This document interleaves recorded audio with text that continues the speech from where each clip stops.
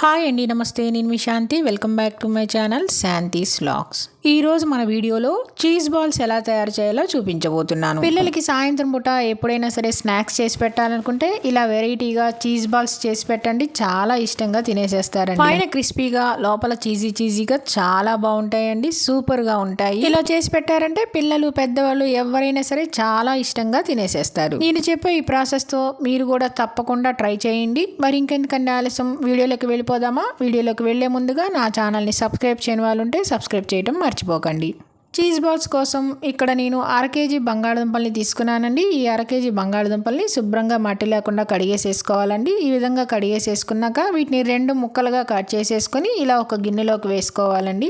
ఇలా గిన్నెలోకి వేసేసుకున్నాక ఇవి ముడిగేంత వరకు నీళ్లు పోసేసి స్టవ్ ఆన్ చేసి స్టవ్ మీద పెట్టి ఈ బంగాళదుంపల్ని ఉడికించుకోవాలి. మీకు కావాలంటే ఈ బంగాళదుంపల్ని కుక్కర్లోనైనా పెట్టి ఉడికించుకోవచ్చండి. బంగాళదుంపలన్నీ ఉడికిన తర్వాత ఇక్కడ మీకు చూపిస్తున్న ఇలా చాకుతో గుచ్చితే మనకి బంగాళదుంపలు మెత్తగా ఉడికిపోవాలి. ఇప్పుడు స్టవ్ ఆఫ్ చేసేసి ఈ బంగాళదుంపల్ని పక్కన పెట్టేసుకోవాలి. తర్వాత నేను ఇక్కడ 7 నుంచి 8 దాకా బ్రెడ్ స్లైసెస్ తీసుకున్నానండి. ఇలా బ్రెడ్ స్లైసెస్ తీసుకుని వీటిని చిన్న చిన్న ముక్కలుగా కట్ చేసేసుకుని ఇలా ఒక ప్లేట్లోకి వేసుకున్నానండి. ఇలా ముక్కలుగా కట్ చేసేసుకున్నాక ఇప్పుడు వీటిని ఒక మిక్సీ జార్ తీసుకొని ఆ మిక్సీ జార్లోకి ఈ బ్రెడ్ ముక్కలన్నీ వేసేసుకోవాలి. ఈ బ్రెడ్ ముక్కలన్నీ వేసేసుకున్నాక దీన్ని మెత్తగా పౌడర్ చేసుకోవాలి. చూడండి, ఈ విధంగా పొడి పొడిలాడుతూ పౌడర్ లాగా ఉండాలి. ఇలా గ్రైండ్ చేసుకున్న బ్రెడ్ పౌడర్ని ఇప్పుడు ఒక బౌల్ తీసుకొని ఆ బౌల్లోకి వేసేసుకోవాలి. బ్రెడ్ పౌడర్ అంతా ఇలా బౌల్లోకి వేసేసుకున్నాక దీన్ని కూడా పక్కన పెట్టేసుకోవాలి. ఇప్పుడు ఒక బౌల్ తీసుకొని ఆ బౌల్లోకి నేను చూపించే విధంగా ఈ కప్పుతో 1 కప్పు కార్న్ ఫ్లోర్ వేసుకోవాలి. కార్న్ ఫ్లోర్ వేసేసుకున్నాక మళ్ళీ అదే కప్పుతో 1 కప్పు మైదా వేసుకోవాలి. ఈ విధంగా 2 వేసేసుకున్నాక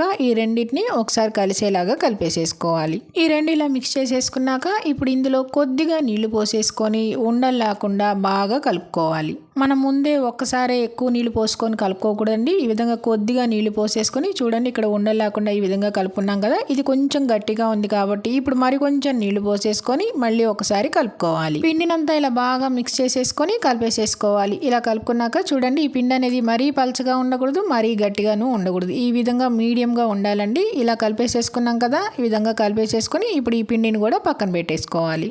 ఇప్పుడు ఒక వెడల్పాటి బౌల్ తీసుకొని అందులోకి మనం ఉడకపెట్టుకున్న బంగాళదుంపల్ని ఈ విధంగా పొట్టంతా తీసేసుకోవాలండి. పొట్టంతా తీసేసుకొని ఈ బౌల్లోకి వేసేసుకోవాలి. బౌల్లోకి వేసేసుకున్నాక ఇప్పుడు వీటిని చేత్తో కానీ లేకపోతే ఏదైనా పప్పు గుత్తితో కానీ దేనితోనైనా సరే ఈ విధంగా మెత్తగా మ్యాష్ చేయాలండి. బంగాళదుంపల్ని బాగా మెత్తగా ఈ విధంగా మ్యాష్ చేసుకోవాలి. మనం మ్యాష్ చేసుకునేటప్పుడు ఎక్కడ ముక్కలుగా ఉండకూడదండి, బాగా మెత్తగా మ్యాష్ చేసుకోవాలండి. బంగాళదుంపల్ని ఈ విధంగా మెత్తగా మ్యాష్ చేసేసుకున్నాక ఇప్పుడు ఇందులో ఒక 1/2 క్యాప్సికమ్ని ఇలా సన్నగా ముక్కలుగా కట్ చేసేసుకుని వేసుకోవాలండి. బాగా సన్నగా ఉండాలి. అలానే 2 పచ్చిమిర్చిని కూడా ఇలా సన్నగా ముక్కలుగా కట్ చేసుకొని వేసుకోవాలి. అలానే ఇందులో ఒక పెద్ద సైజు ఉల్లిపాయని బాగా చిన్న చిన్న ముక్కలుగా సన్నగా కట్ చేసుకొని వేసుకోవాలి. అలాగే సన్నగా కట్ చేసిన కొద్దిగా కొత్తిమీరని, అలానే ఇందులోనే 2 టేబుల్ స్పూన్ల కార్న్ ఫ్లోర్ని, ఇందులోనే 2 టేబుల్ స్పూన్ల మైదాను కూడా వేసుకోవాలండి. ఇలా ఈ రెండింటిని వేసేసుకున్నాక ఇప్పుడు ఇందులో 1/2 టీ స్పూన్ చిల్లీ ఫ్లాక్స్ని, అలానే 1/2 టీ స్పూన్ మిరియాల పొడిని వేసుకోవాలి. ఇందులోనే రుచికి సరిపడినంత ఉప్పు కూడా వేసేసుకొని ఇవన్నీ బాగా మిక్స్ అయ్యేలాగా కలుపుకోవాలి. ఈ మిక్సింగ్లో వేసిన కార్న్ ఫ్లోర్, మైదా ముందే ఎక్కువగా వేసుకోకూడదండి. ఈ విధంగా 2 స్పూన్లు వేసేసుకొని మిక్స్ చేసుకున్నాక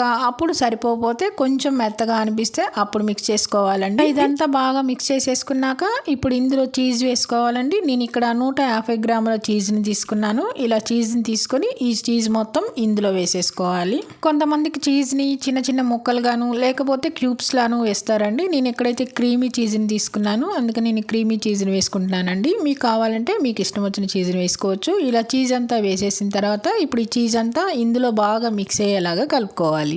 చీజ్ అంతా ఇలా బాగా మిక్స్ చేసేసుకున్నాక మనకి ఇది మిశ్రమం కొంచెం పలచగా అనిపిస్తుంది కదండి. ఇందులో ఇప్పుడు 1 స్పూన్ మైదా, అలానే 1 స్పూన్ కార్న్ ఫ్లోర్ వేసుకోవాలి. ఇలా వేసేసాక ఇప్పుడు ఈ 2 కూడా బాగా మిక్స్ అయ్యేలాగా కలుపుకోవాలి. నేను ఇక్కడ క్వాంటిటీ కొంచెం ఎక్కువగా చేస్తున్నాను కాబట్టి కొంచెం కొంచెం చూసుకుంటూ వేసుకుంటున్నానండి. అదే మీరు కొద్దిగా వేసుకుంటే 2 స్పూన్లు అయితే సరిపోతుంది. ఇలా అంతా కలిపేసేసుకున్నాక ఇప్పుడు మనం రెడీ చేసి పెట్టుకున్న బ్రెడ్ పౌడర్ ఉంది కదండి, ఆ బ్రెడ్ మిశ్రమాన్ని కూడా పక్కన పెట్టుకోవాలి. ఇప్పుడు కొద్దిగా పిండిని తీసుకొని ఇలా రౌండ్గా బాల్స్ లాగా చేసుకోవాలి. ఇలా చిన్న చిన్నగా రౌండ్గా బాల్ లాగా చేసుకున్నాక ఇప్పుడు ఈ బాల్ని బ్రెడ్ పౌడర్లోకి వేసుకోవాలి. అలానే మీకు కావాల్సినన్ని బాల్స్ లాగా చేసేసుకొని ఈ బ్రెడ్ పౌడర్లోకి వేసుకోవాలి. ఇప్పుడు సరిపడినన్ని బాల్స్ చేసుకున్నాక ఇప్పుడు ఒక ప్లేట్ తీసుకొని ఆ ప్లేట్ పక్కన పెట్టుకోవాలి. ఇప్పుడు ఒక్కొక్క బాల్ మీద ఈ బ్రెడ్ పౌడర్ని ఇక్కడ నేను చూపించే విధంగా మొత్తం క్లోజ్ అయ్యేలాగా వేసేయాలి. అంటే బాల్ మొత్తం ఈ బ్రెడ్ పౌడర్ అంతా అప్లై చేసేయాలి. ఇలా అన్ని బాల్స్కి ఈ బ్రెడ్ పౌడర్ అంటుకునేలా వేసాక ఇప్పుడు ఒక్కొక్క బాల్కి ఇలా రౌండ్గా చేసేసుకొని ఆ బాల్ మొత్తం ఈ బ్రెడ్ పౌడర్ అంటుకునే విధంగా తీసుకొని ఇప్పుడు ఒక్కొక్క బాల్ని తీసుకొని ప్లేట్లోకి వేసుకోవాలి. ఈ విధంగానే మిగతా బాల్స్ కూడా బ్రెడ్ పౌడర్ మొత్తం అంటుకునేలాగా బాల్ మొత్తం ఇలా చేసుకొని ప్లేట్లోకి వేసుకోవాలి. ఈ విధంగానే మనకు కావాల్సిన బాల్స్లా ప్రిపేర్ చేసేసుకొని ప్లేట్లోకి వేసుకున్నాం కదండి. ఇప్పుడు ఈ బాల్స్ని ఒక పావు గంట సేపు ఫ్రిడ్జ్లో పెట్టాలి. పావు గంట తర్వాత ఫ్రిడ్జ్లోంచి ఈ చీజ్ బాల్స్ని తీసుకోవాలి. ఇలా ఫ్రిడ్జ్లో పెట్టడం వల్ల పైన క్రిస్పీగా వస్తాయండి. ఎందుకంటే మనం బ్రెడ్ పౌడర్ యూజ్ చేసాం కదా. ఇప్పుడు ఈ ప్లేట్ని పక్కన పెట్టేసేసుకొని ఇప్పుడు మనం కలిపి పెట్టుకున్న కార్న్ ఫ్లోర్ మైదా పిండి ఉంది కదండి.